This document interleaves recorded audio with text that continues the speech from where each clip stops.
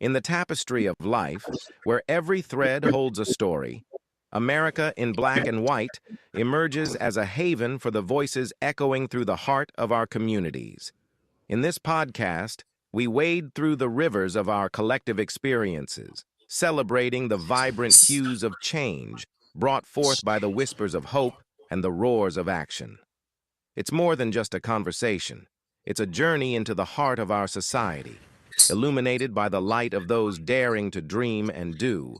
Join us, and let your voice be the melody that guides us toward a dawn where every color finds its place in the masterpiece of our shared destiny. Together, let's paint a future brimming with the positives that dwell in our minds and the actions that shape our world.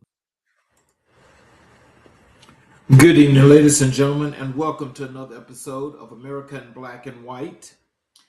Tonight, family, we welcome a man whose life work sits in the intersection of discipline, compassion, and transformation. In a world where our schools are struggling to balance structure with humanity, where our young people are searching for guidance, and where leadership is too often reactive instead of visionary, there stands a brother who has dedicated more than 3 decades to showing us what excellence looks like in action. Dr. Robert C. Cooper II is not just an educator. He is a cultural builder, a systems thinker, a leader forged in the fires of real classrooms, real communities, and real challenges. From the band room to the principal's office, from alternative education to district leadership, from author to CEO, Dr. Cooper has lived every chapter of the educational experience. Tonight, we explore the man behind the discipline, the scholar behind the systems, and the heart behind the leadership. This is America in Black and White. This is season 4, episode 121, and this is a conversation you don't want to miss. Let's bring Dr. Cooper to the show. Hello, sir. Good evening. Thanks for having me. Yes, sir. How are you? It's good to have you back. Oh, it's great to be back. I believe last time we spoke, we were closing out the school year, and now we're getting ready to start anew. Yes, sir. Yes, sir. Yeah, and we didn't quite get a chance to close that conversation, which there's lots and lots of good things here that I definitely want the audience to learn. But also, I think there's some new things that we'll be going through that that's new that you would also like to get the opportunity to chat about as well. Correct. And so let's start with the leadership evolution that you had created and started with the work that you're doing. Can you tell us what inspired you to pursue educational leadership at the administrative level? Well, let me start by saying I didn't quite make it to the principal's office. I made it to the assistant principal's office. I was a music teacher, and then I became a band director. Music was always a love of mine. My father was a musician and a singer, jazz musician. I was able to attend college on a music scholarship at Florida A&M University. So it was near and dear to my heart.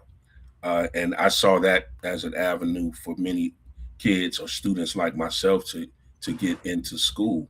I believe had it not been for the music program and the connection that I had with my band director, specifically in junior high school and even more so in senior high school, I wouldn't have had the inclination, the want or desire to even attend college.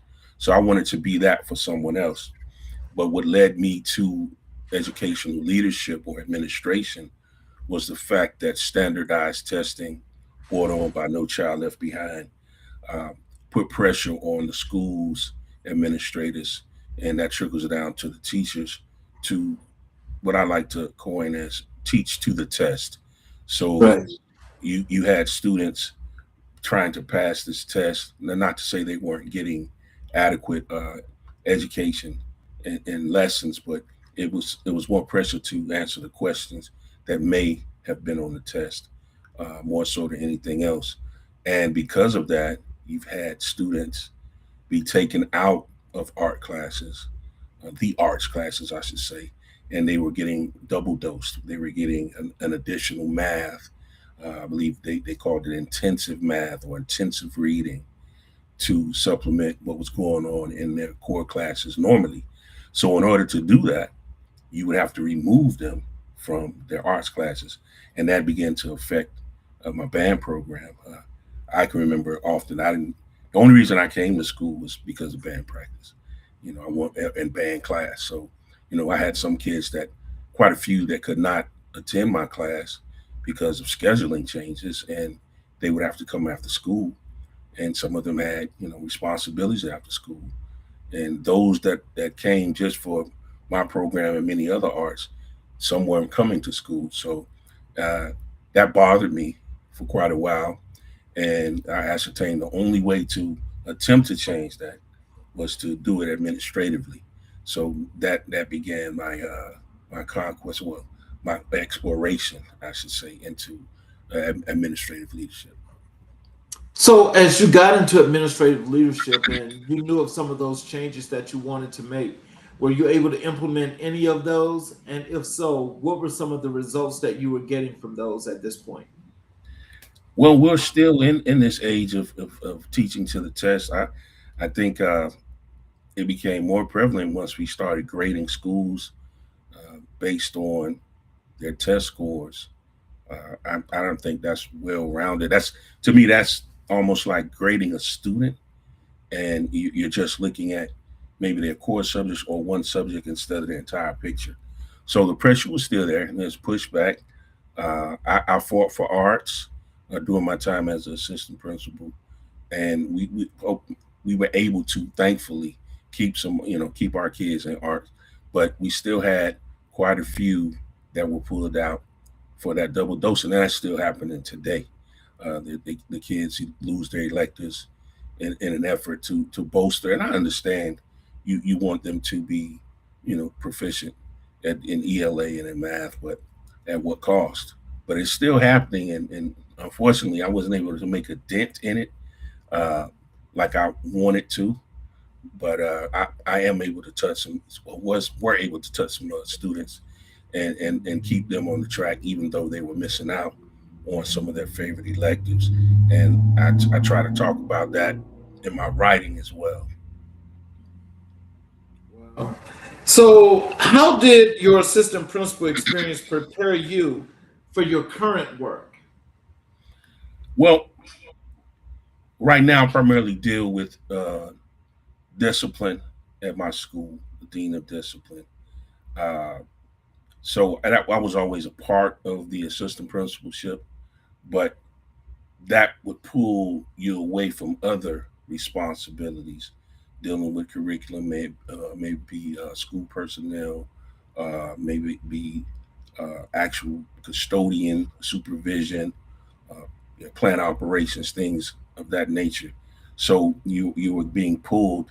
Right now, I'm centralized and focused on the discipline, and that gives me an opportunity to do some counseling with the kids, to set up some mentoring programs and focus directly on that. I get to deal with these kids when they're at their worst, and it's part of my job to de-escalate and make them feel at ease, give them their time to decompress, and I let them know that I'm not upset with you. You haven't done anything to me. What happened was in a classroom with another student. We're going to try to get to some resolution and help them to understand the consequence and the consequences available. And I try to be fair with them. I think as assistant principal, it prepared me to deal with it, but it also didn't allow me to deal with it with full focus and intentionality. And I'm able to do that now. So both experiences helped me. The assistant principal experience helped me. And, I believe if I were to go back, which I'm not, I'm on a down. I'm be ready to hang it up in not too long. I would have a different lens of looking at it. When you do, if you have a million things going on and you have little Johnny that pushed little Jimmy down, depending on what you have going on, you approach that differently. I think I will look at it through a different lens now because I do that almost 100% of the time, and it's really something that makes me feel fortunate when I can get out in front of it. It makes me feel good, and I can, stop these things from happening, be proactive, prevent them from happening, fulfilling before it gets to that. And I have the opportunity to do that now, which I didn't have then.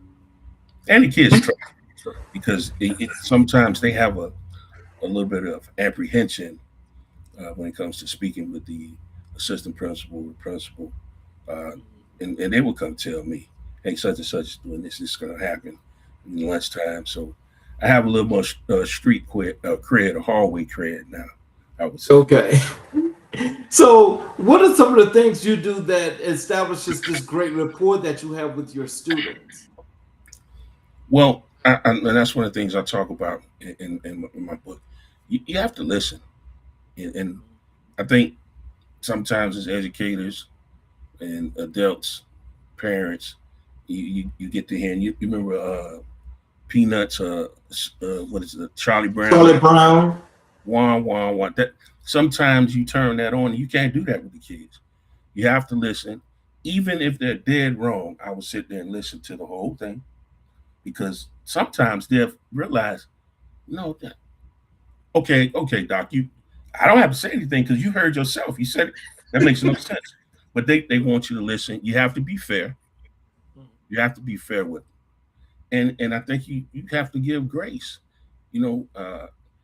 One of the most hurtful things that I've seen is a child, excuse me, especially a middle school, especially a middle school student. They're going through so many changes as far as maturity, emotionally, physically. I've seen, a adult berate a child when they're just going through it. They're crying, they're having a moment, and you, you would get so much further if you show them grace in those times. Yes, I know there are times people are acting out, but to me, showing them grace. I mean, I've had times where I had to walk out of my office, and I've had office staff send me students that are out of sorts. Go see Dr. Cooper because they know that's a safe space. Come in, what's going on? You all right? They don't want to talk. I'm gonna give you a moment. There's a box of tissues. Once they get it all out, sometimes you get that when I was young and mom would get me real good. You can't even understand what you're saying through the crying, that crying talk. So sometimes they give me that, and I wait. I said, just calm down, and we ready to talk. We can talk, and we can talk about it. And I think that permeates through the school population. The kids know where you can go talk to him. Why don't you go talk to him? He'll listen to you. He's not going to judge you. He's not going to tell on you. Now, if you're doing something wrong, we got to handle it. But I'm not going to the office and this, that, and we can sell it, and I can get some other kids in, and maybe we can do some mediation. I'll do that. If it's something where I need to get a counselor involved, I'll do that. And then I'll let them know, listen, this is something that, I think you need a little more help with.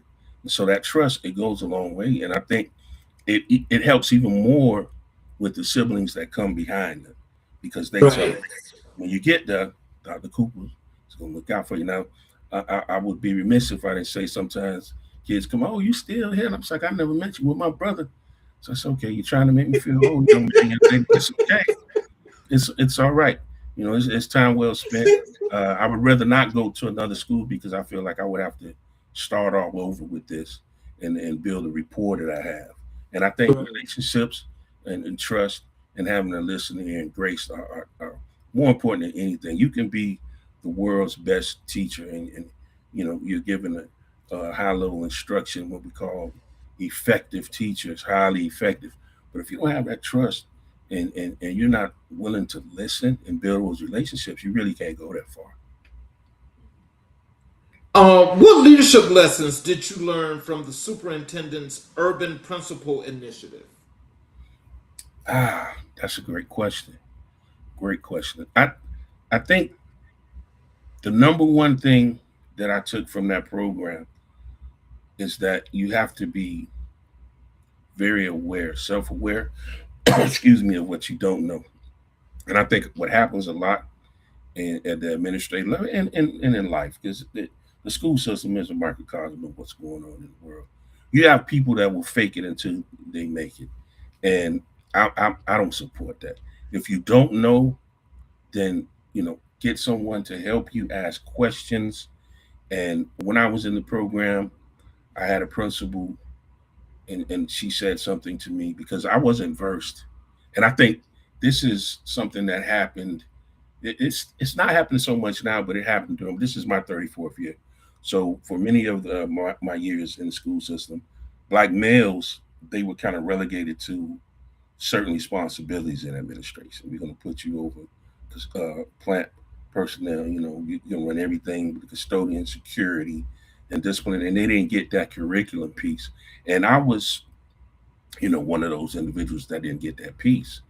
But I think from my background in music, I realized that I could play all of the instruments, but I wasn't proficient at a high level on all the instruments. My primary instrument was saxophone, but I knew enough about each of them. I could teach you, and I know how to get those groups together, and they would work on their own, and I could delegate. And I think I used that to try to glean knowledge, more knowledge with curriculum. So the principal told me, she said, I like the fact that I will ask you a question, and rather than to make something up and fluff it, just say, well, I don't know that, but I'll try to have that answered by tomorrow. So I learned to not fake it till you can make it, and also ask questions and ask for help when needed, and surround yourself with people, for the most part, that are smarter than you, so you can learn from them. You know what I'm saying? And I never think of ignorant or being ignorant of something as a negative. I think if you're ignorant of something, that simply means you don't know. I think, but being dumb, which I hate to use, is knowing you don't know it and you're not trying to figure it out or find out. And I think that program taught me that more so than anything. And because of that, I was able to be the assistant principal for a while, because the principal she saw that in me too, and she said, "Hey, I'm going to teach you, and I understand. You didn't get this piece, but the way you work with the kids, we'll be able to get to that, because that's the first hurdle. Once you have the kids that trust you and they want to work with you instead of Yep. they want to work with you, then the other stuff will come easy. So I learned that from the program more so than anything." I've got a comment here, and this is alluding to our last question. I'm going to put it on the screen for you, and if you can have any responses, I appreciate it. She says, listening is the art. The art of this has been lost among educators, parents, and people. This is a skill we all need to develop. Oh, that I agree with that 100%. And I'm not against technology. I believe it is very helpful. I come from us bubbling in grades. Remember, you had to bubble in your answer when we were in school. Yes. That's Yeah, how with the number 2 pencil. with the number 2 pencil. That's how we had to do it as teachers. When I got in the system, we would bubble in the grades, and then you have to submit them, and they put them through the machine, and then they would print out the report cards. And we moved to electronic grade books, and everything's on a computer now. And some people had a hard time adjusting to that. I didn't, but I understand that's the way of the world. But I think going back, linking that to attention, with everything that's going on as far as the iPads, the phones, social media, and all the attention grabbing things, it's hard for people to listen. If you go out to dinner, just observe and look around and see how many times you see couples that are out to dinner and they're not even talking to each other. Each of them on the phone. On the phone. And so the listening is not really there. And I think another thing with social media, and I'm guilty, I will watch some social media. I will attest that. But you have an opportunity, if it's something in cable television, to digital streaming, whatever, you can just swipe and you move on. You don't have to listen. You don't have to spend that time. It's just a microwave type of society that we're in. So I agree 100%. Listening has gotten lost. And what I try to express in my writing also is sometimes you're going to get a bunch of nonsense, but it's the fact that you're giving that person, that student, that time to get it all out. That's going to go a long way, because it may not have benefited you, but it benefited them, and it's going to benefit your relationship because you gave them grace and you listened. And we don't do that. And I often say too, especially when things become adversarial. You're having a bad moment with a teacher or a parent, and something is said that you don't agree with. I think human nature for most people is to stop and deal with that. And now you're thinking, what is my response going to be? How I'm going to handle that? Now I'll stop listening to everything you said after that. The listening mechanism is off, and those are some things we have to work on. And it's hard being human. So I like to write down. I'm old school because I know I have a short fuse at times with foolishness. So when I'm in those situations, I have a little notepad or legal pad, and I'm writing things down to make sure I remember what was said and what points need to be corrected, or we can come to some type of agreement, compromise, instead of just locking on to that one thing. I want to be able to continue listening, but I don't want to lose that piece, so we can come back to it. I try to write it down, but that's 100% correct. Listening is a lost art, and it's something that we need to work on. And if you do it in the school system and with your students and relationships, period, it helps a lot. Now, Dr. Cooper, you brought up something that I have to ask, because it's been $1 million question for me for like these last 10 years.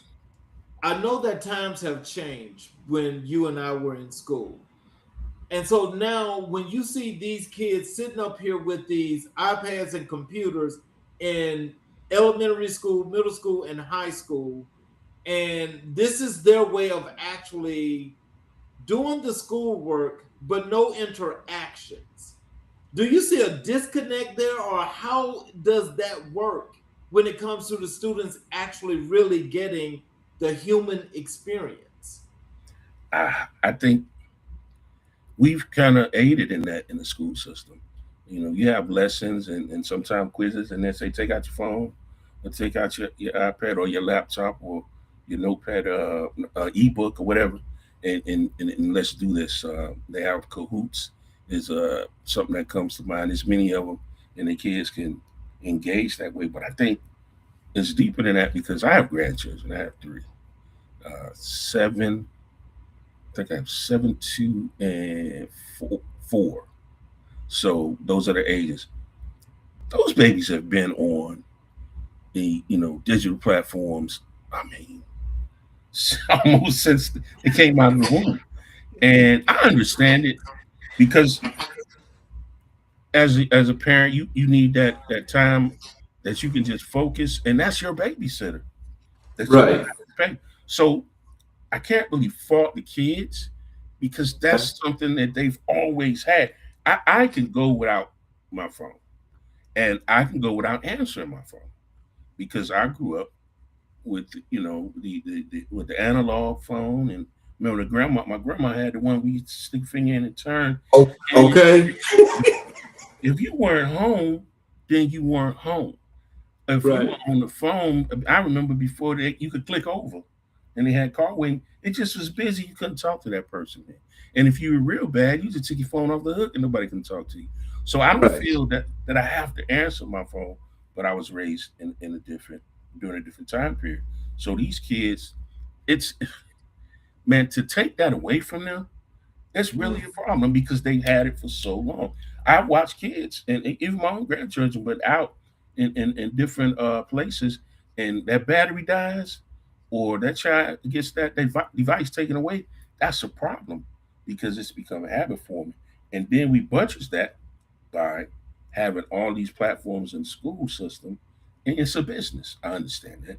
You're buying into these subscriptions, and you have to use them, and you're saying, well, the kids have these devices, let's implement it. So we're aiding in that faction of it, and it's a shame, because a lot of the communication is through social media. I deal with a lot of cyberbullying, things that are said, because in a group and with some anonymity, you feel encouraged. You could say anything because you're not held responsible immediately, and sometimes never. And kids will do that. Oh, doc, they said that in the GC. It took me a minute. That's what is the G? Oh, group chat. Okay, so and you have to deal with that. But that's the world that we live in.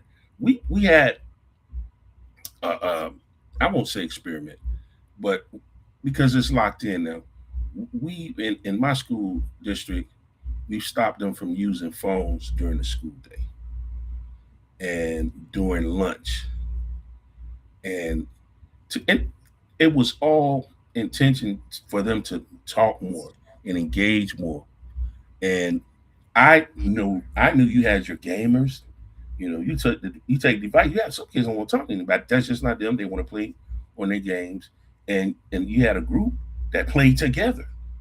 And then you had your people that would be playing or having social media conversations across the cafeteria from each other and things of that nature. But when we implemented that, we did see kids interacting more.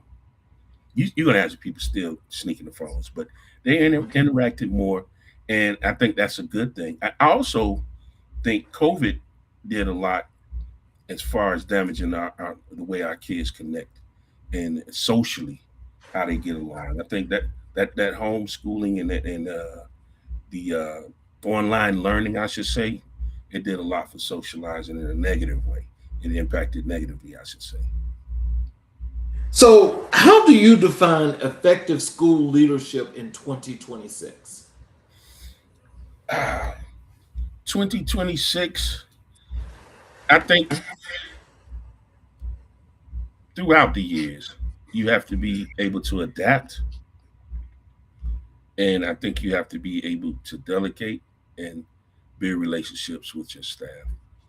I mentioned that in my book as well. If you have a relationship and you give somebody their why, because, Ms. King, I can tell you what to do and you'll do it. But if I tell you why you're doing it and you have some type of connection, a meaningful connection to it, then you'll do it in a different manner. And I think if when you engage your staff and empower your staff and get them to understand the why, they will do anything for you. And I think far too often that doesn't happen. People come in, they have their agendas. I'm only going to be here for a couple of years and I want to move up and onward. And people get that vibe. Teachers, oddly enough, students, they get that before anybody else. They will recognize that you don't care about them and they don't care about, they see straight through the facade more so than I believe staff does. But if you can do that, it will go a long way. I think that's still old school from the beginning of education. You have to empower, be able to delegate, and you have to inspire your teachers and your staff. You get them to understand the why and make the why meaningful for them, to them, and then you'll be able to accomplish anything with them. And I think that's really lost now. And I'm really concerned because I don't know if it's something that's nationwide, but I know in my school district, it's coming nationwide. We're downsizing because of charter schools, the vouchers. We're losing kids, and I think with that you're going to have schools merging, and I'm concerned about the leadership in that respect because now you're having you know administrators that didn't foresee, hey, now I'm going to have sixth, seventh, and eighth at a high school. I was dealing with 9 through 12. Is that leader going to be able to adjust or delegate or find someone? Because middle school is a different being, man. I'm just going to keep it real with you. You have to be special to deal with middle school kids. So you need to find someone that can assist you in that. So I'm concerned about that as it tunnels down the road. We had quite a few mergers this summer and some schools closed due to that in my school district. So I'm figuring nationwide, that's a call for our leaders, our educational leaders to, be able to adjust and reach out and get someone to help you to deal with these new students, these new grade levels that you're dealing with. And you think about the ones that are getting the elementary coming to their middle schools. You got to be able to handle that. Now, I want want you to help us out with this because, when you mention charter schools, I've never been quite 100% behind those because our public school system that's meant to enhance and build that system is one that it seems like to me. So that's why I said I need you to help me out with this because it seems like from a systemic perspective that certain public schools are just being destroyed, where they're like totally not funding them. They're letting them fail. And they're letting them look like just horrific little accidents that have taken place when that's not the case. And so now they come with these charter schools, which some of them they're making private. So if you can help me to understand, how is it that you grant a voucher that you have to still pay for tuition, but you got public school that's actually there to take care of the entire system is being destroyed. So it seems like everything is being kind of like privatized to some extent. Can you help us to understand how does that work, and are you comfortable with charter schools? I have to get comfortable because it's coming, and you have to be able to adapt and adjust. Uh, what they're doing, the schools that have really low enrollment, that, like I said before, they're merging in, but they're also allowing charter schools to come into those buildings and use those classrooms, use the cafeteria facilities, use the custodial facilities. I'm assuming that we're going to have to deal with them. It's not happening at my particular school, but I know it's happening in the district. Use our security staff. And there is a dollar amount that the charter schools are providing Mm-hmm. for each student. Just like the public schools have a dollar amount that the schools are budgeted, for their the students that are enrolled there. But I don't think that the money that the public schools are receiving is adequate, you know, Right. and that's going to be a problem. And I don't think people thought about the pushback from the kids that were there initially, and kids are territorial, and I'm hoping that the kids that come in, again, it's not at my school. I'm just playing devil's advocate, that the kids that are coming in, that they understand that, and they don't come in with the attitude. Better than you attitude. I'm, I'm elite. I'm I'm in a charter school. But you're in a public school building, and I try to be prepared and be proactive. So when and if it comes, I'm gonna make sure I have a plan to deal with that. I hope it doesn't, but I think that's an issue. Um, what I'm hearing from our school board members and others in education, that the numbers are down because of things going on with immigration, things, people are not having children, and then the charter schools and the private schools. But I will say this: a lot of those charter schools, if not all of them, private schools, as soon as there are some behavior issues, they're going to send those kids back. And I get that a lot. And that's not to say our kids are bad or anything. I would never label them like that. But public schools are equipped to provide the services needed for our more challenging kids, more so than those charters and those private schools. That's why the charter schools, and I'll admit, I had tried to foray into that before as an administrator, because I didn't think I was getting opportunities fast enough. So in the past, years ago, I've interviewed for those jobs, and I realized uh, the pay for the teachers is not the same. And while the administrators is competitive with public schools, you're not guaranteed that position. So tied into your position is recruiting. You need to bring students into those doors and put behinds in those seats. So that's a competitive thing. And I think that's the way we're headed with public school now. Where I am, we're competing with two other counties, two other districts. There's a lot of poaching going on, and I've never seen that. And this would be my 34th year in the school system. I've seen it as far as sports, and that's the way of the world we want to play. But poaching students, I've Yep. seen that. So Right now, you're gonna have to step your game up, and you're gonna have to offer these kids something that others are not offering to get more numbers. But more importantly than the numbers, I just hope we're able to give them some really good education. You know. My last follow up to this, because you said the one thing that I wasn't going to say until you just said it. And the reason why they're poaching students is because now these kids in high school are allowed to get NIL deals. And so, with that being said, and your state is one of the biggest. Oh yeah, oh Your yeah, state is one of the biggest. yeah. And so, pretty much all of these southern schools in the southeast region are all a part of that, where they're trying to whitewash education to clear it, to say now everything's about sports and competition.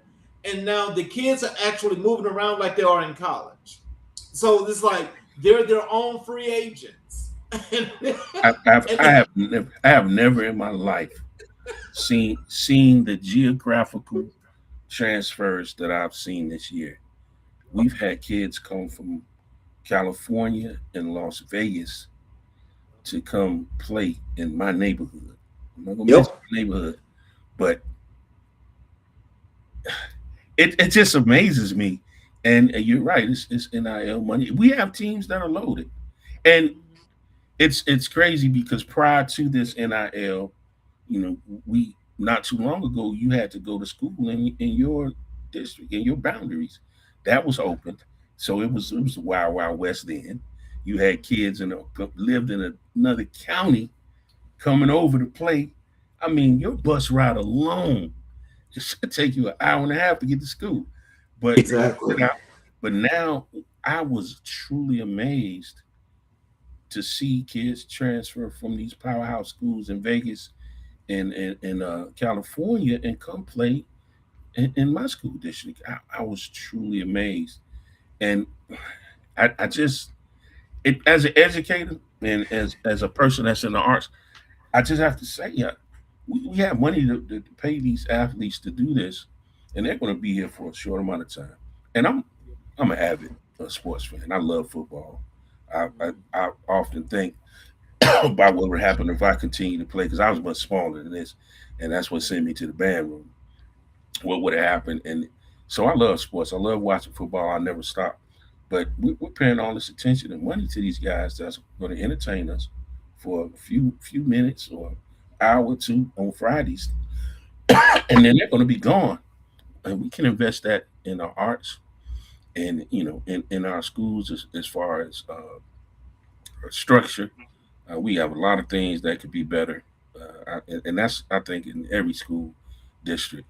Uh, as far as fortifying it, with all these violent school shootings and people coming on campus, uh, getting some better arts for our kids. 'Cause we're losing that, and we just we dump everything on the sports, and it's amazing that we do that. And my state is one sided. We do football, but we don't do anything else. We're not big on basketball like that, but football, oh my God, it's amazing. And I look at I keep up on social media and I see all these announcements and announcing a new coach, announce such and such transfer. I say, if you didn't know any better, you'd think it was college. But the one thing I can say about that, these kids are in high school, and there's money involved, and parents are going to gear them towards that, and maybe the students are themselves. It's a lot, and I think immaturity there, and you're being guided. But I'm more taken aback by the collegiate level it happening. It's worse. There is more money there, but I think the kids are a little more mature, and you can make better decisions. I know money is money, but I learned coming up, all money is not good money. Okay. And these kids are making these decisions, or young adults, I should say, and you're going to some of these universities that don't have your best interests at heart, with the DEI programs and being removed and becoming a bad word, and they're still flocking to the schools with that money. And I'm gonna stand on the mountain and shout for my HBCUs, but I know everybody's not going there, and that may not be for them. But there are other schools that are not doing away with DEI, and I think your consciousness should to take you there versus these schools that are offering these bags of money. And I know money does the most talking, but I guarantee you, if we were able to get these kids to go elsewhere, then that money will follow too. Yes. I want to ask you this because you remember when you and I were in school, okay, and you know how you would have, in high school, we had to go through, we had to pass. But we had some students that were slower than others that would be in high school till they were almost like 20 years old. And they finally just gave them a diploma or a Right. certificate and got them out of school, right? Yeah. This NIL situation in high school, like it is in college, these kids aren't getting an education. No. What they're giving them is money and saying, okay, they're throwing the onus of just having an education, Right. but they're passing them through. And they're passing them through because they want to win high school championships. They want to say, okay, we're distinguished as having these best teams. Right. These kids aren't actually getting an education.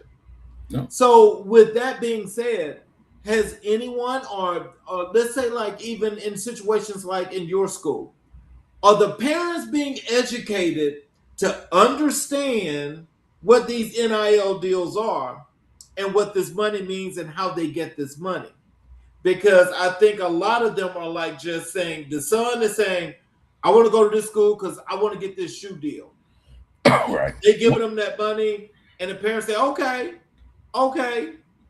But they're not understanding the ramifications behind that. Well, I'm at a middle school, so we don't have that issue. But I to answer your question, they're not not being, spoken to or given any advice of that nature. And sometimes it's on the collegiate level, you're getting some housing being provided and jobs. So it's hard to look away or walk away from that. But what I will say is, I think what needs to be included is the opportunity to come back to school and get your degree. I think they should. I know while you're there, you're on scholarship, but if you leave, you might have to take some of the money, some of the cash off the top. Say, hey, versus this many million, can we have something in place? So if it doesn't work out, I can come back to school, and I can get a degree and I can do something. Because these folks are not looking down the road that far. They see that money, and I can't say that I blame them, but you have to think about the future. You're one injury away, and then people don't talk about the amount. There's two things people don't talk about. First, they don't talk about what NIL is doing to the high school athlete, the freshman that's coming in, the highly touted high school player, and they're getting looked over. Some of them because of the transfer portal. I can get this guy. He's seasoned versus developing you. So only the cream of the crop now are going to these schools with the NIL. And then the second thing is, there are a number of kids in the NIL that don't get picked up, and they're Right. They just around, and they're there, and they have nowhere to go. And people don't tell that side. That side is not exposed enough because There you go. there are more kids in that position than there are that are making the money. I saw a story a couple of days ago where they were saying some of the quarterbacks that were not highly touted that came out a little bit above mid tier. They're making less now on their rookie deal than they did in college on the NIL deal, and that's because some of what you said. These schools are intentions are to win at any cost. Now you're in the big boy leagues. We're not paying you that type of money off potential. We need to see, Yes, what's going on. Now, what I don't want to happen, because I think NIL offered a lot of students an opportunity to go on to another school and get an opportunity to play, maybe get their grades together, versus plethora of athletes I went to school with and grew up with that maybe didn't hit the books like they supposed to. It didn't work out at the school that promised them that first that scholarship, the initial scholarship, the best scholarship, and their career was over.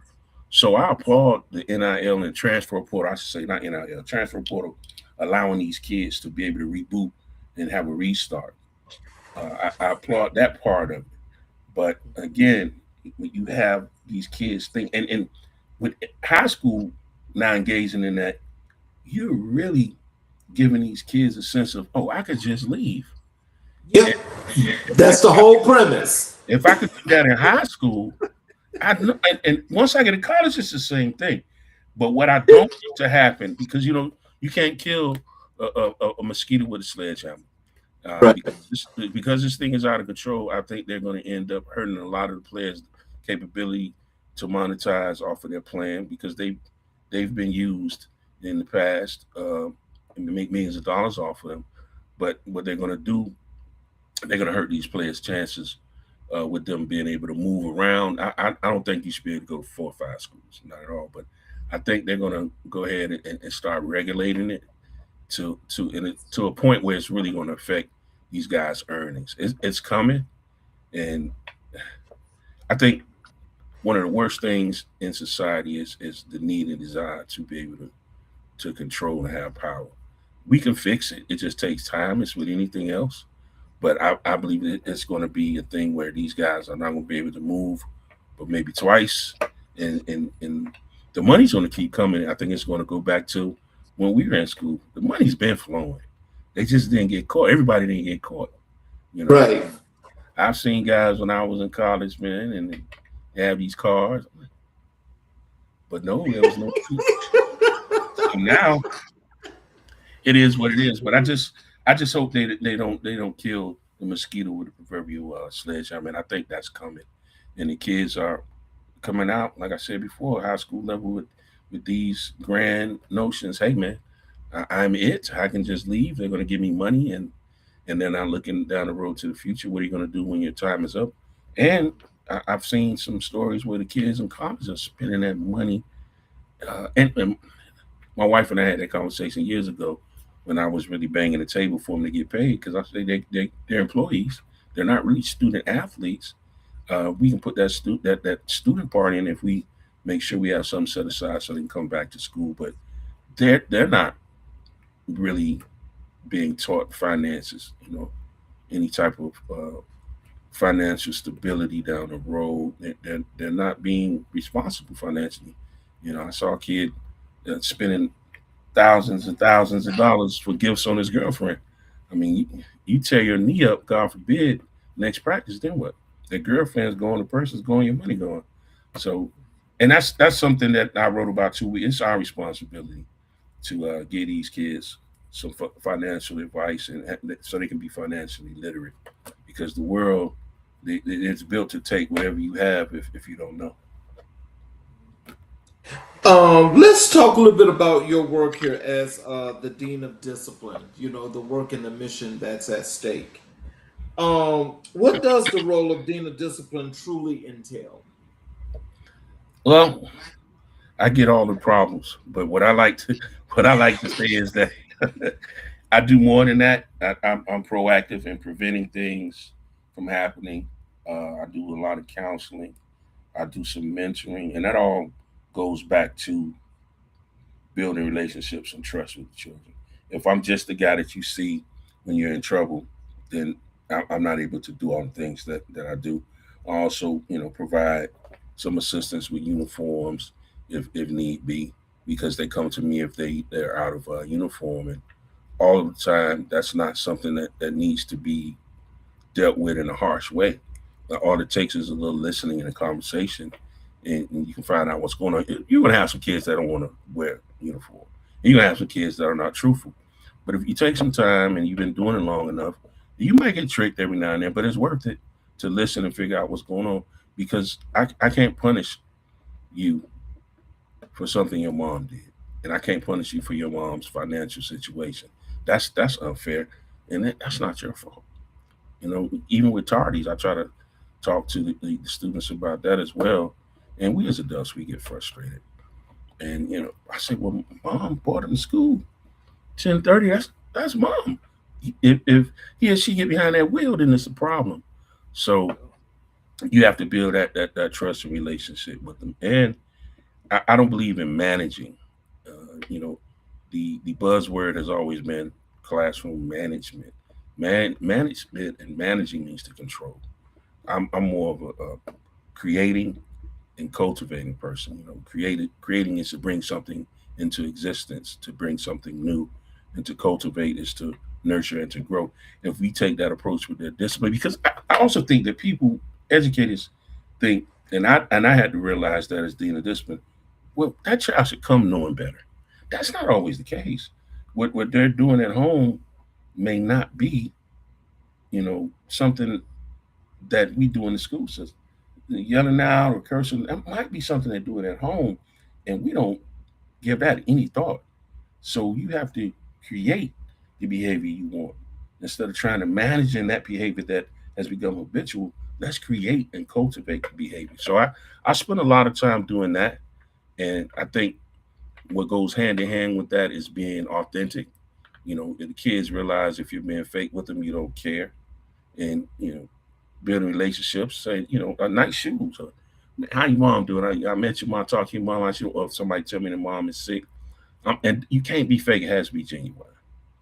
And then give the kids praise. I try to go out of my way to praise more than I correct, but that praise has to be authentic. You can't gas. Like the kids say, you can't gas them up. Okay.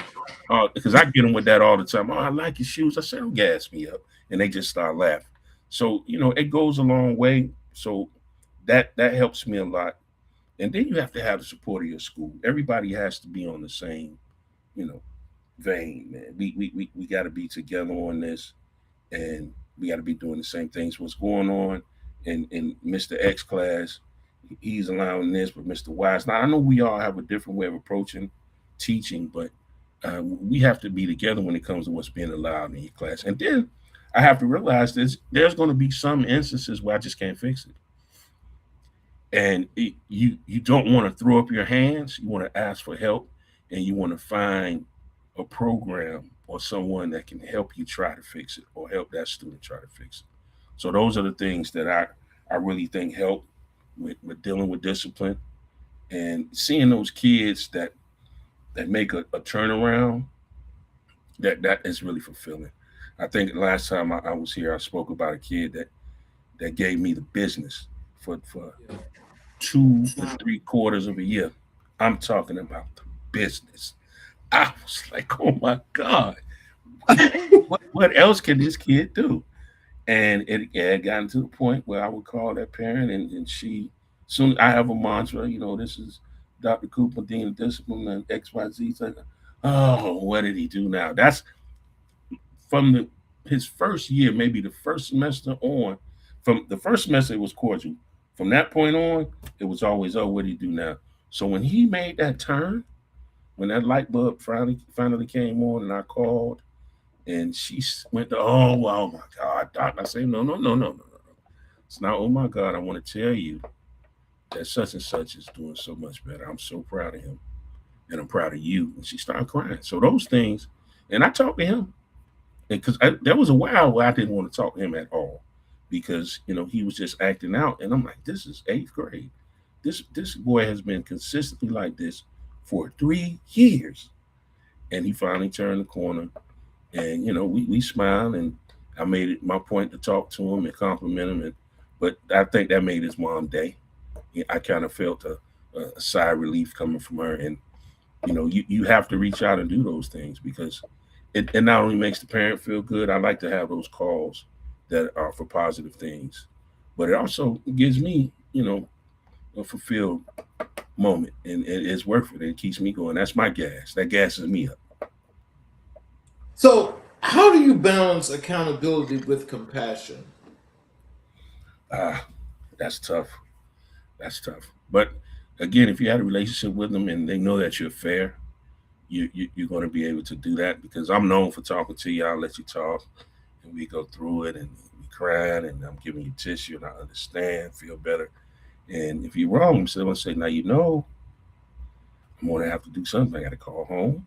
You might have to spend some days home. You might have to spend some days with me. You might have to go do work detail, and it's a way of saying it, and your approach, all that finger in the face and huffing and puffing. And I'm a pretty big dude, so I try to keep my distance. I try to, sit and be accommodating with them, non-threatening, but I'm fair with them, and I'm gonna let you get it all out, and we're gonna discuss it. And what I like to do for the kids that are willing to do it, because some won't, I have them write when they come in, because a lot of time when they come in, they huffing and puffing. Okay, such and such did this to me, and I say, hey, come on. I have a slip, an interest and exit slip, where it asks a host of questions. What transpired? What do you think you can do different? Who do you think is at fault? Is there anyone you need to apologize to if you were at fault? And we talk about it. And once they've written in their responses, and sometimes it's still heated. I'm not apologizing, but it will say, but you smacked Sonya, but you don't think you need to apologize. And we talk about it, and he said, well, if Sonya slapped you, then wouldn't you want to apologize? So we get to that point. So accountability is something you have to work at with the kids. But if you're fair with them and you listen, and I have them write and speak to me, it gives them an opportunity to be heard, and they're more likely to be able to take that consequence. You're going to have some, again, outliers that don't want it, but it's coming. And the fact that I'm pretty much consistent, the kids know, oh, okay, you're going to him and you did XYZ, expect something. You're not going to get away scot-free, but I'm going to listen. And I'm going to tell you one thing. I get a lot of, how should I say, collateral or credit when I've had kids wrongly accused. And I don't just automatically go by what somebody told me. A teacher or a security monitor, I will go investigate further to find out. And once I find out, or a mistake has been made, oh, such and such told me to come here and I didn't do, instead of saying, sit down, they said, and I found out it was a mistake made, those kids are like, oh my God, thank you. You saved me. You got a friend for life. So the next time, and I say, now you owe me, but you don't owe me anything as far as doing me a favor. But if you do get in trouble, I want you to respect the consequences that I'm gonna give you, because I made sure I investigated this situation so you didn't get in trouble. Because I don't have a problem saying, hey, call your mom. Have your mom come out here and discuss it, and you'll probably get this reversed, or go talk to such and such. Because I talked to this person, they said that this didn't happen. Go confirm it, and you'll be fine. And that goes a long way with kids, and that goes a long way with adults. Anyway, kids are just very immature, inexperienced, tiny adults. So it goes a long way, and that helps me a lot in what I'm trying to do. And I reward them. I reward my kids. In middle school, for some reason, they act like they have never eaten in their entire lives. So if I buy some food, it goes along. And then I tell them I don't buy what I don't eat. And I don't eat, nothing against it, but I'm older, and that processed food, they say that changed it. But Burger King, McDonald's, I really don't go there. So, I get some Wingstop, I get some pizzas. That's still fast food. I know it's processed, but it's a little better to me. And they love Chick-fil-A, and I like the breakfast more so than anything for them. And they enjoy that. And I'm known for just bringing donuts. You've been out of trouble, because I track our more challenging kids. I track them every 9 weeks, and I reward them, unbeknownst to them. They don't know it, and I reward them for not getting in any issues, having any issues. I say in the cafeteria, being suspended indoor or outdoor, and then I also reward the kids that will come tell me things so I can prevent, because our society and in the world, they kind of demonize what they want to call snitches, but kids that come and say, Doc, such and such is going to happen at 2:30, and I'm on top of it, I can prevent it. I'm going to make sure I do something for you. And that goes a long way with them as well. So let's talk about Dr. Cooper, the author. Tell us about your new book. Oh, I actually have two. I have the Dean of Discipline handbook, where I cover a lot of what we just talked about, creating and cultivating desired behaviors versus management, being authentic, relationship building, positive over corrective comments, ensuring school wide support, and being able to realize they're going to be outliers, things that are not going to work out. And you can't throw your hands up. You need to guide them towards a program that can assist, and or find someone that can assist them. So I offer a lot of strategies in the book, uh, as far as dealing with behaviors. I break down the different behaviors that you should be, aware of, and know that they're coming. Uh, I speak about not trying to do what Mr. King across the hall is doing, because you're not Mr. King, and Mr. King may have a rapport with these kids, these students that you don't have. He may have been teaching X amount of years, and you can't do it his way, and the kids are going to realize that's not you. Like my kids would say, "You're not even like that," and they're not going to listen to you. So you have to be yourself. So I talk about that a lot. I even have uh, a breakdown of how we use forms to deal with education and I'm sorry, not education, behavior issues, and some interventions, things, a methodology, how to go about, creating the desired behaviors you want. Because I believe we're not just trying to manage them; we're trying to create these behaviors to help them be better citizens. Once they leave the school system, I just want you to behave when you're in my class. I want you to know how to behave and want to behave wherever you go. I tell folks, I don't encourage turning your back in your class, but you should. You should get to a point where you should be able to, and don't worry about things flying and what have you. So, creating and cultivating versus management is really what I'm trying to drive home in the Dean of Discipline handbook. And also, I have a second book. What you had a question? No, actually, well, you could continue, but I was just going to tell you there's a question here in the chat. I'm going to put it here on the screen for you. And he's asking you, how do you deal with the anger issues of some students? I think again, you have to find out the why, and not all the time. They're not going to tell you. You might need to have them speak to someone they have a better relationship with, but you need to find out why they're angry before you can deal with the anger. I've had students come in ready to just tear everything up because how the parents spoke to them in the car. They said some things to them in the car that they didn't like. Maybe I didn't eat last night. Maybe I didn't sleep last night. My clothes are dirty, and I don't smell like I'm supposed to. Oftentimes there's some underlying issues, and we have to get to the root of those before we can deal with the anger. And it's something that you have to really keep an eye on if you're monitoring your students. And I know it's difficult if you have these large class sizes. And you think about me, I'm monitoring, hundreds of kids, but I watch, cafeteria, the body language, things of that nature. But you have to know why. Now, again, there are going to be some outliers. There are going to be some kids that are just angry. They have some issues, and then you need to find, some type of program for them. We have EBD class, emotionally and behaviorally disturbed classes that deal with the kids. Our ESC program, but finding what the root of that anger is allows you to then try to help and assist that child. And oftentimes you'll find that it's something simple that's angering them. And my grade level, the kids I deal with in middle school, they're developing emotionally and physically. So they don't know how to deal with those emotions. Anger is one of the things that they go to very quickly. So, an investigation, I would say, and realize that you're not. Some of them aren't going to open up to you, so you need to find someone that they will open up to. And you can't meet fire with fire. If they're huffing and puffing, you can't huff and puff. Both of y'all can't huff and puff.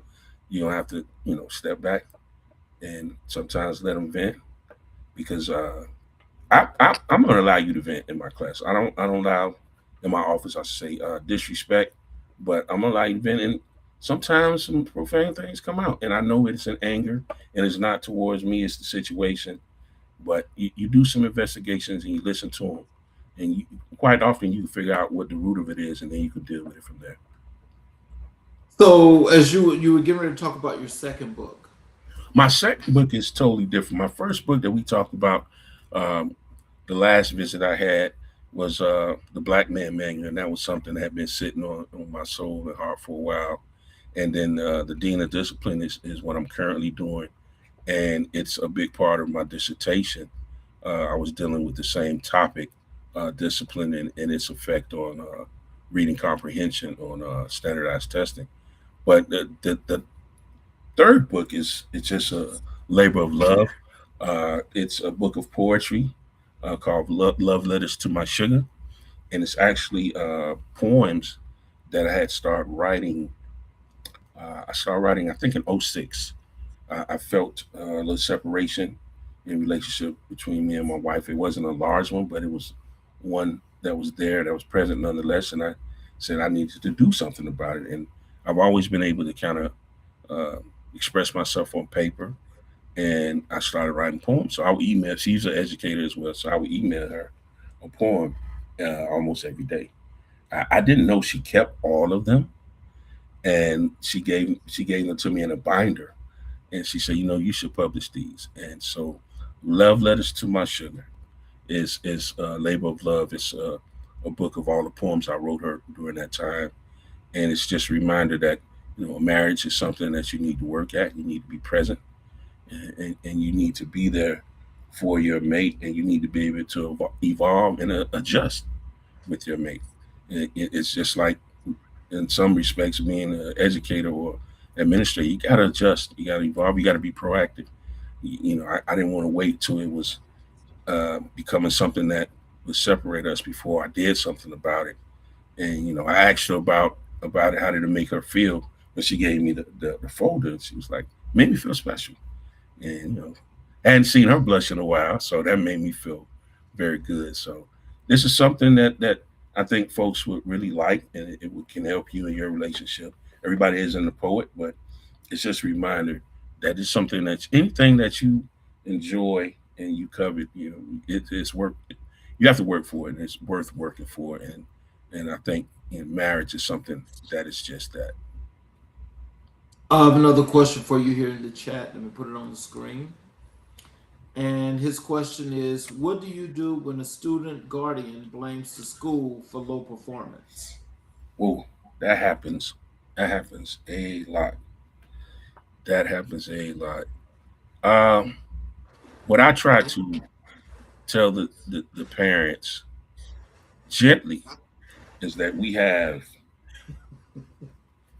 team meetings and opportunity. Team meetings are, well, we have a team of teachers, let's say sixth grade, all the sixth grade teachers meet 2 days a week in the morning.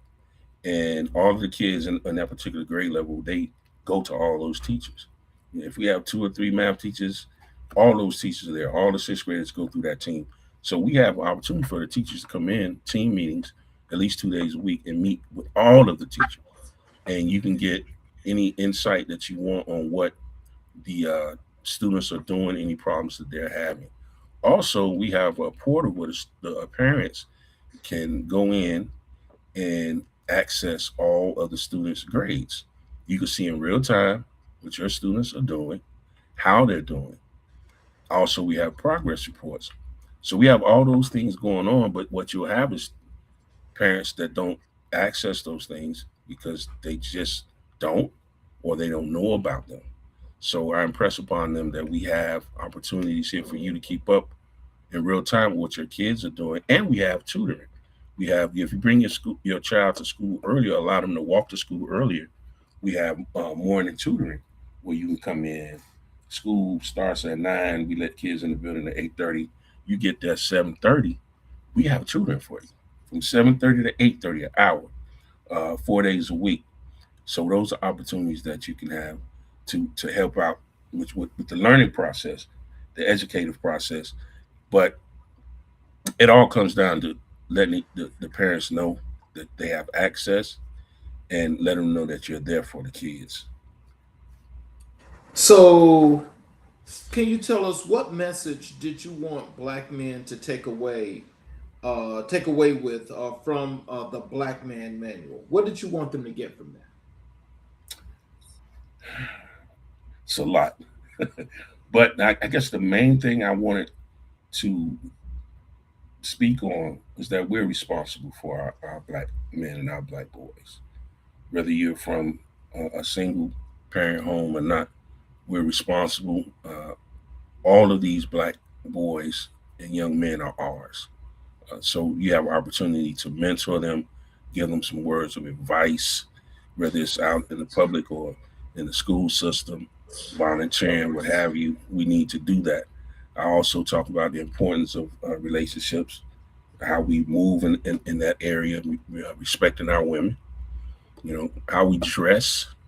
It amazes me the pushback that we are seeing about the bonnets and pajamas, and with our young men, it's a lot of the sagging pants. But what I write about in the book is if you were going to the hospital and your doctor had a bonnet on or sagging pants or what have you, would you want that doctor to work with you, to talk with you?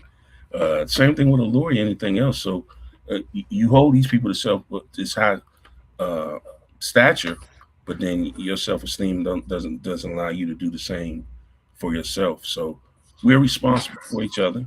We need to hold each other accountable, and we need to hold ourselves to the highest esteem. And we need to be financially literate, and we all are not going to college, but we need to be able to get a certification, get a license in something. And if you want to be an entrepreneur, that's fine, but then we need to go about that, logically. We need to make sure we research these things and we get into them. If it's going to be real estate or anything else, we need to make sure that we delve into it as much as we delve into anything else. Because I think a lot of the times we spend more time, and primarily our black boys and young men, on things that are not going to be advantageous to us. And I know a lot of, my wife say, a lot of empty stats, the unimportant stuff I can tell you about, football stats, basketball stats. I was a musician at one point, but I know a lot of lyrics from a lot of songs. But you can put that energy towards things that are going to be advantageous to you. And I don't think we do that. I think the last time we spoke, I talked about our athletic events, especially Little League football in my state. It's called Optimist football. We have I'm talking about hundreds, if not thousands of parents that come out to support that. But we have probably 10% of that coming out to our PTA meetings, our open houses, and it needs to be flipped. So paying attention to those things is what I really wanted to harp on in the Black Man Manual. Let me put this question here on the screen for you. He's asking, do you believe there should be a great relationship between students and teachers to get the best out of the student? I absolutely believe that. Great may be a hard sell, but a good relationship, or a relationship at all. Because if they're just your students and they're coming in to get a lesson and get a grade, that's not a relationship. Like I said before, if you let those kids know the why and you believe in them, then they'll do things beyond their own expectations.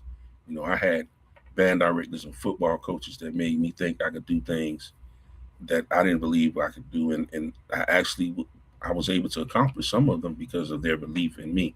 So relationship goes along with that's all I'm dealing with. I build my whole program on relationship with kids, and you have to have a good one with them, or just at least have one. Great would be wonderful, but if you just build a relationship, and then it's easy to do or to start by just paying attention to them. You pay attention to them and you're invested in them, then good things will come. And I find that when I was in the classroom, that those same kids, they will help you police your classroom. Yeah, don't do that. Don't do that in Mr. King class. He don't play that because they're invested in you, because you've shown interest in them and build that relationship. So you can't teach them anything until they believe that you care about them. And I think that happens in the workforce. You have people that I'm just going to get my paycheck, but they do the bare minimum. I'm doing exactly what's supposed to be done and nothing more. But if you build that relationship with them, they'll go further. So, how did Love Letters to My Sugar come to life?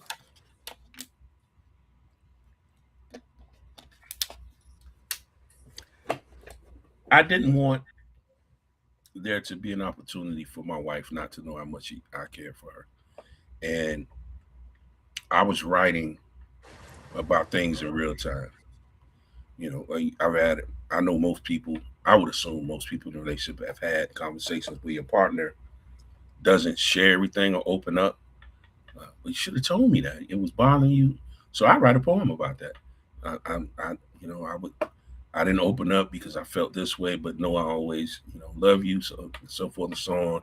And it was a way for me to express myself about past things, current things, and things that may come up in the future.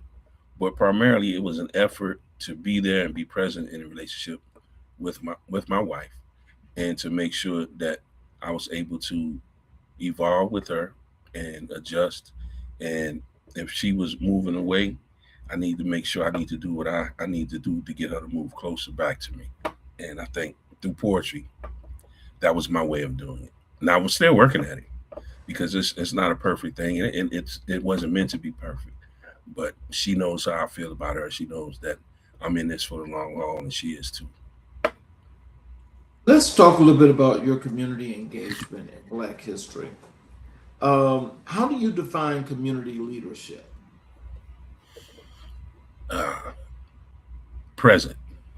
You have to be present. I don't like these community leaders that are here when they need a vote on and your support, and somebody that's present in the community even when there's nothing to gain, and that's hard to find. And I really don't like those that ride on the coattails of others. You know, we're in primary season, and we have some politicians that are I support this person, and because I did well, you need to, you know, vote for this person because I think they're going to do well. But you showed me that you did well, and you were consistent for so many years. This person needs to be able to do that as well. So you need to be intentional in when you're in the community, and you need to be present. And I don't think we see that a lot. And sometimes the people that we're following, they're coming from, and not to say you can't be a leader from any, you know, profession, but we're following a lot of entertainers and what have you, and even some pastors. I think we need to follow these people not because they're entertainers or pastors, because they have our best interests at heart, and they are in our community doing well, not because they need us for something, because they know we need something. So I think that's how I kind of pick my community leaders and people that I follow, because I'm not a big fan of following people. To be honest, I believe in following the path. Now, if that person is on the path that I think is the path that I should be taking, then I'm following that path more so than following that person. My wife gets on me when I go to church because I don't like that Simon Says thing either. And turn to your neighbor. I say I don't like you know, it's not that I don't like to follow directions, but I like the path more so than following the person. Well, I think when it comes down to that part of social media, I think it's kind of creepy, I guess, when you just think about it. But that's just one of them things that I don't know. It's kind of like it's the connectivity that they're trying to build, which is that same information that's collected is how they try to connect the dots for a larger scale. Um, what role should the schools play in strengthening Black communities? Well, I think we and from my perspective, my experience, we've tried to engage the community more. And you know, we tried things like parent night, and we feed them, and you know, we got pizza, we got spaghetti, what have you. But I think we need to go out into the community. And the first place I would start, I hate to keep going back to it, is the football field, because football is rampant in South Florida. So if we get out these parks, and we can have some booths set up, and we can have some registration for tutoring and other services. But what happens is that's going to take somebody doing that without compensation. And when you have educators that are already making less than they should, the pushback is going to be, well, I'm not coming out there on a Saturday morning Yep. and do that. But that's what we need. I think if we get out into the community and we bombard those parks, uh, and we get those parents in that good mood, in that environment. Well, hey, my daughter's cheering my son. They're more affable, and we can make some connections there. But it's hard to do. I mean, we have Saturday school, and it doesn't happen throughout the year, and the teachers are compensated.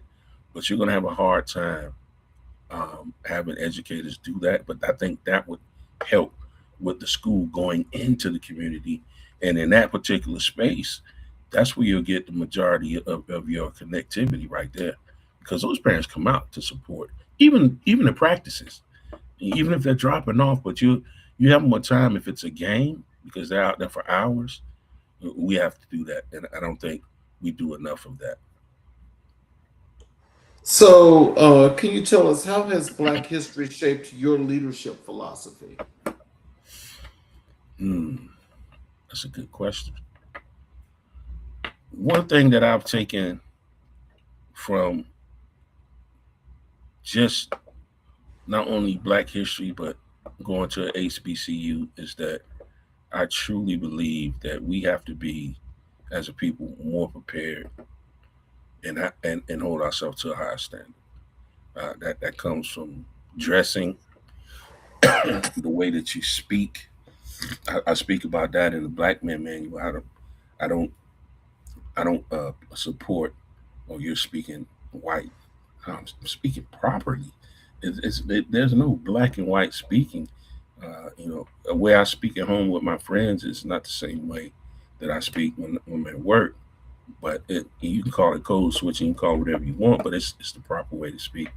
So I think history has shown us, especially in America, that we can't afford to not be able to speak properly, not to present ourselves uh, respectfully as far as dress, and we need to know more and be able to do more than the people we're competing with. And we are competing with people of our own color, but I think history has taught us we're at a disadvantage and we're still fighting to catch up. And in order to do that, we have to go further and faster and be smarter about it. And history has taught us that. And the fact that Black history is beginning to be erased and not taught because it's under the guise of indoctrination right now is something that we as a people have to take responsibility for, uh, teaching to our own children, family members, or even mentors, because it's something that seems like with this climate that's going to the wayside. But history has taught us that you know our people, we have to hold ourselves to a higher standard to get even equal treatment and equal opportunities to other people in America. So, and that's not something that I've been indoctrinated with. That's something I experienced, and that's something that's happening, and it's something that will continue to happen unless we do something about it. And the only way we can do that is keep achieving and keep being successful in what we do. What does it mean to lead with a social justice lens? Ah, that's a good question as well. I think a lot of the time, I shouldn't say that. I think a problem that leaders have is that when they get into positions, they forget about the plight of the people that they're supervising or supposedly leading. And you can't do that. You have to realize that if you're making decisions without them in mind, they may do what you want them to do, but they're not going to do it well, and they're not going to be invested in it. You always have to be engaged and aware of equity. And I think that's something that gets lost when I'm running the show and it's my final decision. At the end of the day, I'm the principal and what have you. I like to tell people, or propose to them rather, if a student came to work, I mean, came to school, and the principal and the assistant principals were in attendance, could that child receive uh, all of the education they need or instruction, highly effective instruction throughout that day? And the answer is always yes. I said, now let's flip it. Let's say the teachers didn't come to school that day. Would the assistant principal and the principal be able to provide that? No. So you have these people that you need, and if you don't treat them with any type of equity and respect, then you're not going to be able to accomplish anything. So a leader must be able to do that, and that's one thing that I hate to see, and I've seen it quite a bit, unfortunately, throughout my career, is that people are spoken to as if they don't matter, and they do, because you can't run this school without these teachers, and you need teachers that are invested, and just like you need the students to know you care and that you're fair, you need to do that with your staff. And I think a lot of that comes from the stepping stone philosophy. I'm not going to be here that long, so I can talk to you like I want to, because I'm going to do wonders. And you're not really doing wonders. That's like the coach that beats his chest and his team is out there executing. You helped, but you got to give you got to give all of the credit to the team, to players. So you have to give the credit to your teachers, and you have to treat them as such. And that's something that the great leaders have done. I've worked with some leaders that have never raised their voice, that empowered their teachers, and you see it because people that work with them, they went on to become administrators and become reading coaches and math coaches, and they moved to the district because they were empowered and they had great leadership, and they were led justly and with equity. So that's extremely important, and that's something I always try to do. So, how do you mentor young black men in today's climate? Yeah, that's a good one too. Um, you have to understand that they're not coming up the way that we did. That's first and foremost. You're going to lose these kids, you know. And I call them young bulls most of the time. My oldest son, I have a son that's 41. So you call them young bulls. I say you lose them when you say, man, back in my day we didn't do. It's not back in my day. I didn't have the experiences that these kids have. I didn't have social media. I didn't have the digital devices. I didn't have the music videos. I didn't have the wardrobe that these young ladies are wearing. I didn't have these things. So you have to look at it through their lens. But I still believe you can give them those old school lessons. Treat our women like queens. Uh, I don't believe that you should call a woman out her name, but I believe some of our young sisters allow that, and that's because it's been something that we've been doing for a while. It's okay, but if we can stop that if we stop calling them that. You, I tell them all the time, the giraffe always didn't have the long neck. The giraffe, adapted to reach the foliage high in the trees. So calling these women out of their names, that wasn't always the case when I came up. But I'm sure when you came up, you would have a bloody lip if you said some of these things that I hear some of these young men saying to the young ladies. And you have to approach that uh, the the materialism, and that's something that social media promotes a lot. Uh, Money. I got to add the money. These young ladies are talking about the money they need to spend, or that you need to spend to go on a date with them, and the type of restaurants. Uh, that's something that they're dealing with. I didn't have to deal with. Our young ladies, for the most part, you had gold diggers out there. That's been something that's been present since the beginning of time. But most of these young ladies wanted time, and they wanted you to show that you really cared for them. So these young men and boys, they're having a different obstacles than we had, but we still can teach them, because like the giraffe adapted, these young ladies will adapt if you have these certain values that you hold hard to, and you're going to get the woman that you want and compete with if you hold hard to them. But they're not going to adapt if we don't adapt. If you keep throwing the money and doing this and talking to them, then they're going to accept that, and that's where we're going to be. So that's one of the things that you have to be able to discuss with them, and meet them where they are.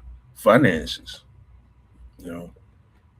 We still don't speak to them. I mean, my parents taught me about, allowance and how you're supposed to save money, but I was never good at that. And as an adult, I had to wrap my arms around that.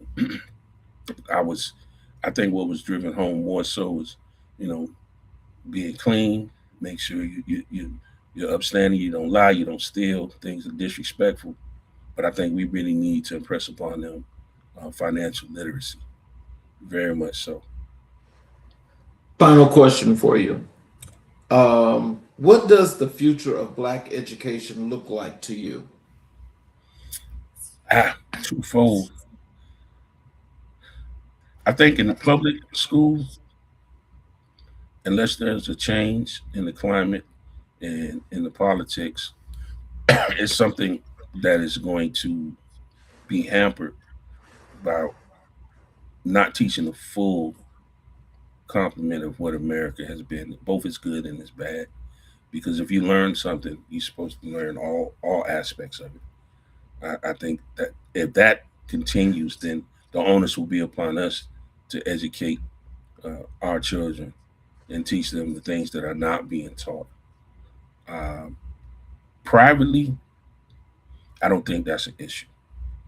I think the issue becomes when politics bleeds its way into these private institutions. And I think we'll fight the good fight with that. But with public schools, I think if we don't make these changes politically, we're headed to where all of the history that involves us is going to be minimalized, or it's going to be just straight untruths. And I believe that is a motivating factor for me. It's been a motivating factor for my parents to know our history and to want to do better and to be proud and to motivate us to go further and achieve more, to go to these HBCUs or PWI and stand tall and compete with these people. Because whether you believe it or not, it's never been a level playing field, and we've never fully recovered from the things that occurred hundreds of years ago, whether it be slavery, Jim Crow, and redistricting, things of that nature. And some of these things are reoccurring now. So we have to keep our eyes open. I know people don't like to use that phrase woke, but I always say, what's the antithesis of being woke? Woke, that's being sleep. And if you sleep, you can't pay attention to anything. So we need to pay attention and make sure that we're keeping our eyes open to what's going on and try to help these kids that's coming up understand that they have to take on this fight. I'm getting a little gray in the hairs to be protesting or what have you. And somebody needs to they need to take that torch and move forward. Yes, sir. Hey, in closing, what is the words of wisdom and encouragement do you have for our audience? How they can connect with you via social media, your website, how they get your book, all of those good things. Okay. My books are available on Amazon. If you type in Robert Cooper II, my books will come up: The Black Man Manual, The Dean of Discipline Handbook, and Love Letters to My Sugar. I also have an educational consulting business called Posit DJC. You can pull that up on Instagram. Again, that's Posit DJC. Words of wisdom: be authentic, be present wherever you are, be totally there, focused, and be intentional. And everyone deserves grace. Everyone deserves grace. And that's not to say get run over. I don't want people to say that know me, that's known me for years. He's not a pushover, but everyone deserves grace. Give them opportunity to correct any incorrect things that have occurred. I want to thank you for being here and doing this part two to this great show, because there was still a lot that you gave us, a lot of information. That's a great learned experience, as to how we should take education. But more so than that, congratulations on your new releases of your books. Because I know last time we had briefly you had ran through those, but I'm glad that you were able to talk about those this time, because they really, as they talk about that one key thing, which is love. That's what a lot of people are lacking. Compassion is another thing. But I appreciate you for the work that you're doing in the school with those young kids that you work with, because it's giving them insight and it's keeping them on the right path. For those of you that are watching on all of our channels, especially our YouTube channels, if you have not yet subscribed, I ask if you will please support us by subscribing and enabling all notifications. And please, it will allow you the opportunity to get all the shows live, but you're able to go back and watch each and every episode that we have done, where you'll have the opportunity to learn the great lessons that all of our great guests have left here on the show. So tonight I'm going to close the show with this closing monologue. And tonight we witnessed the power of purpose. Dr. Robert C. Cooper II reminded us that leadership is not a title, it is a responsibility. Discipline is not punishment, it is love in action. And education is not a job, it is a calling that shapes the future of our community. From the lessons of his parents to the revolutionary teachings of Malcolm X, from the band room to the boardroom, from the classroom to the consulting arena, Dr. Cooper has shown us what it means to lead with integrity, courage, and vision.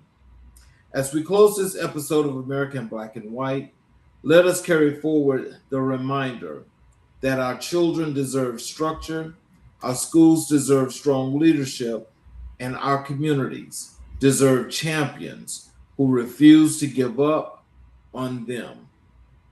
Thank you, Dr. Cooper, for your service, your scholarship, and your unwavering commitment to our people. Good night, family. Stay inspired, stay informed, and stay empowered. We'll see you guys tomorrow night for another great show on American Black and White. I'm your host, Charles King, and good night.